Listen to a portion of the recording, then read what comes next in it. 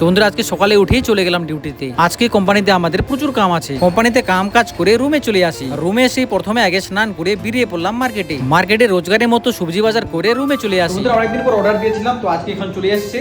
ঠিক আছে, তো আপনাদেরকে ব্ল্যাঙ্কেট থেকে কিছু অর্ডার দিয়েছিলাম, কিছু ডাল নিমকিন আছে আর এগুলো চকলেট আছে।